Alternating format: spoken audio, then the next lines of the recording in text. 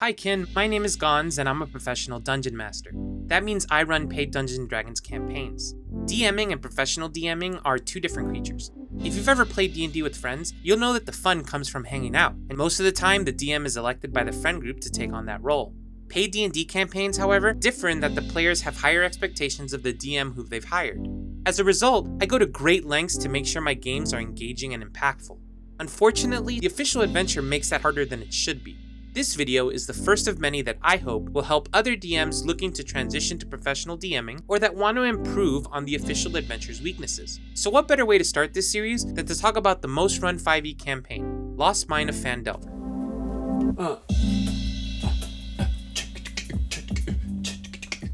Lost Mine is problematic. It's a straightforward adventure for first-time players, and professional DMs run this adventure a lot. And I mean a lot. The problem is that it misses the mark showcasing what D&D can offer and what new players expect. And their expectations have a lot to do with where D&D is today. D&D was once a hobby that was either picked up in childhood or transitioned into by Western fantasy enthusiasts. But that all changed when Critical Role gained massive popularity. Critical Role is an acclaimed web series hosted by the incomparable Matthew Mercer. The show leverages the talents of famous voice actors that perform exceptional role-playing. Thanks to Critical Role and shows like it, D&D went from a niche hobby to one enjoyed by millions of people. So what do you get running Lost Mine for new players who expect the same depth in Critical Role? Well, crushed expectations is what, so let's talk about preventing that. Lost Mine of Phandelver contains 4 chapters. The first chapter, Goblin Arrows, begins on the road to the frontier town of Phandelver. The book suggests players come up with their own motives for visiting Phandelver, and as an alternative, offers the optional hook of escorting mining supplies for the dwarf Gundren Rockseeker. Unfortunately, this is the book's first mistake. D&D veterans know that their character's level correlates to their deeds. Most DMs choose to start adventures at level 3 or 5 because of this.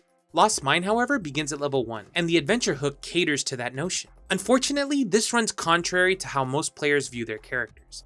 In my experience, players tend to create established badasses. Rarely do I get a farmer that took up their father's sword to avenge his death. No, I often get Sir Lionheart the Brave, former captain of the guard, or Lord Darkthorn, Prince of Thieves. And that's fine. D&D is all about exploring whatever you want. The problem is having a group of exceptional people randomly traveling to a podunk town for no other reason than a few coins, or that their stories all require them to visit a small town in the middle of nowhere, is just lousy storytelling. So this leads us to our first significant change, which is to make the adventure hook reclaiming the Wave Echo Cave, the fabled Lost Mine of Phandelver. Each player's backstory should answer 2 simple questions. First, why have you come to the grand city of Neverwinter? Are you in search of riches? Do you need to make a name for yourself or seek true power? And 2, why then do you join Gundren Rockseeker in his efforts to reclaim the Wave Echo Cave? How does aiding in his quest fulfill the answer to the first question? This simple change to the adventure hook will accomplish 3 vital things. First, players will learn the history of the Wave Echo Cave before the first session. They will understand the significance of the mine, its history, and the weight of the quest. 2, it will keep them focused on their goal throughout the campaign. There will be no competing narratives. That doesn't mean that there won't be conflict, it just means that the group will have one singular purpose.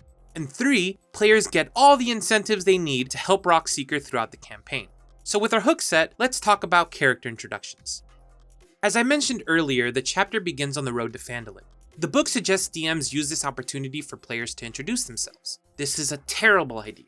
Stepping back and asking your group of new players, "Hey John, why don't you take the burden of being the very first person to open up and just think of something to say?" is thoughtless. No, the DM needs to be participatory, if not outright driving it.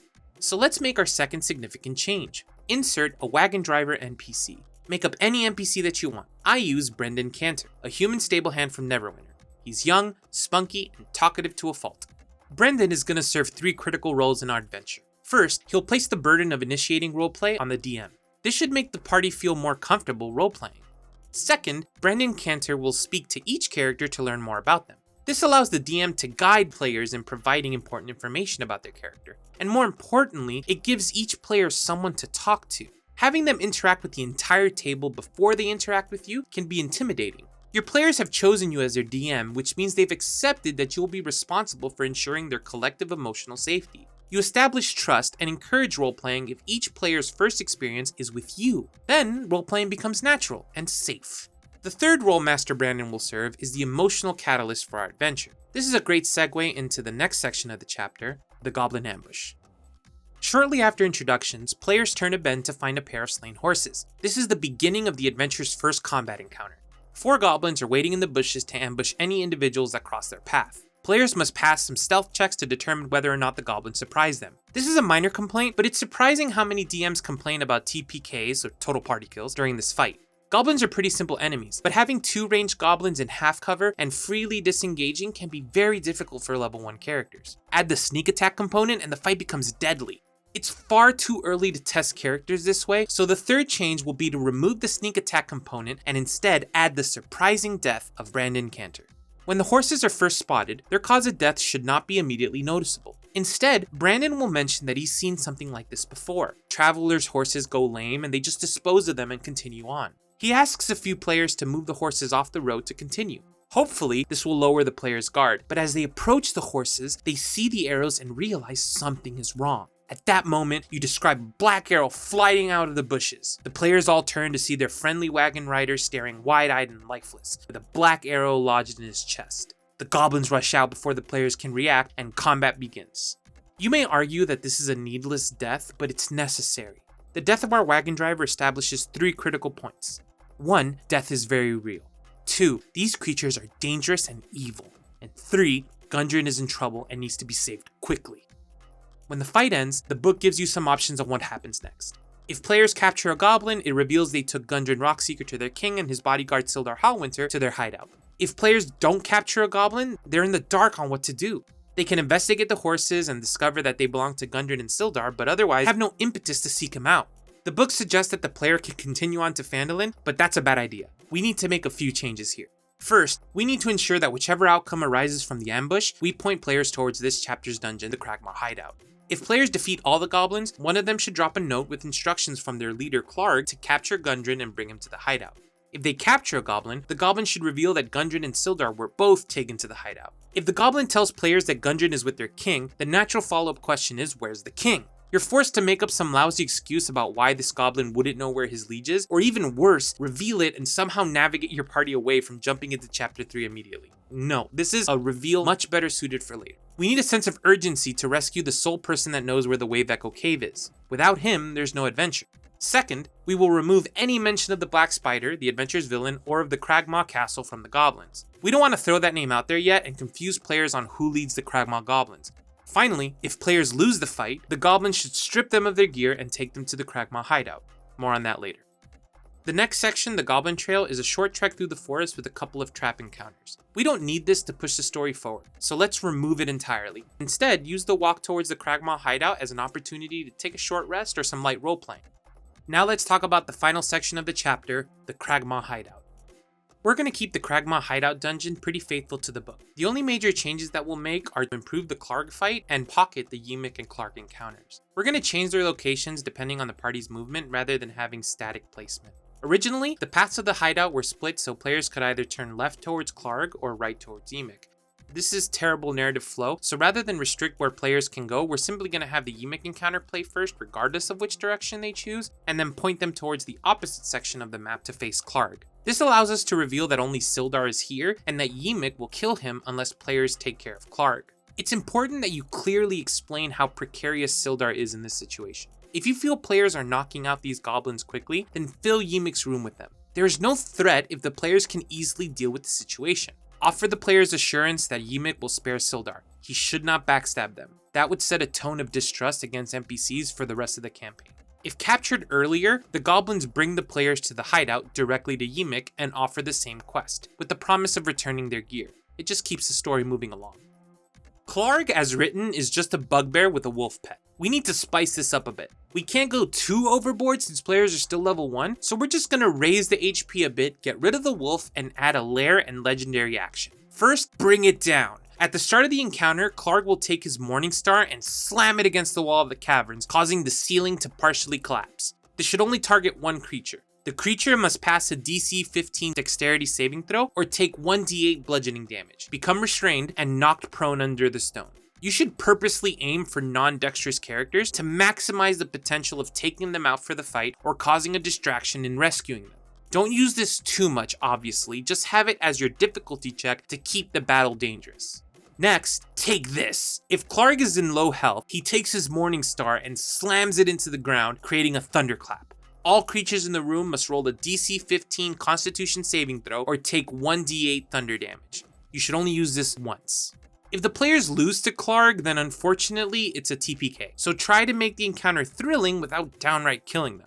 On the other hand, if the players win, we will add one final detail to set the stage for the rest of the campaign: King Grohl's orders. When the players investigate Klarg, they should find a tattered parchment written in common from Grohl to Klarg. The parchment should read, "The Black Spider wishes for the Dwarf Rockseeker. He carries a map that she desires. Bring him and the map to me. We must prove that we are her most faithful subjects, as you are mine." Here we establish the most pivotal plot point of the campaign. The mysterious Black Spider wants Gundren Rockseeker and knows he holds the way to the Wave Echo Cave. The players also surmise that the Black Spider must be incredibly powerful if the King of Goblins bow to her. The Black Spider is a woman in my campaign, more on that in the next video. Players return to Ymik, who promptly gives up Sildar. Players are free to kill Ymik, otherwise he and his goblin crew head off. Players may ask him about the Black Spider or King Grohl, but Ymik should under no circumstances divulge any information. He fulfilled his deal and now goes to rise up the ranks of the Cragmaw. Sildar should ask the players about their trials and ultimately urge players towards Phandelver. Unfortunately, the Cragmaw castle is not a known location, but his old friend, Sheriff of Phandelver and fellow member of the Lord's Alliance, Iarno Albrecht, might. This is a key bit of information as it will direct the entirety of our next chapter and part 2 of this series, Phandelver.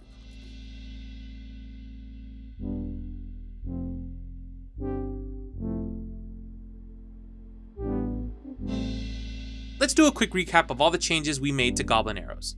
First, we changed the adventure hook to reclaim the Wave Echo Cave alongside Gundren Rockseeker. Next, we added a wagon driver NPC to facilitate character intros and encourage roleplaying. Then, we removed the Goblin surprise attack and sacrificed our faithful wagon driver. After that, we removed any mention of Cragmaw Castle and the Black Spider while adding clues of Gundren and Sildar's fate in the Hideout. Next, we pocketed the Klarg and Ymik encounters to ensure they occurred in order regardless of which way the players go in the dungeon. Then, we improved the Klarg encounter to make it more epic. Finally, we added a subtle setup for the big twist of Chapter 2. Goblin Arrows in its entirety should typically take 1 3-hour session. I hope you enjoyed the video and it helps you run this adventure. For all stat blocks, images, and printouts of my changes to Goblin Arrows, please visit my DM's Guild link in the description below to pick it up. Please stay tuned for part 2. See you soon!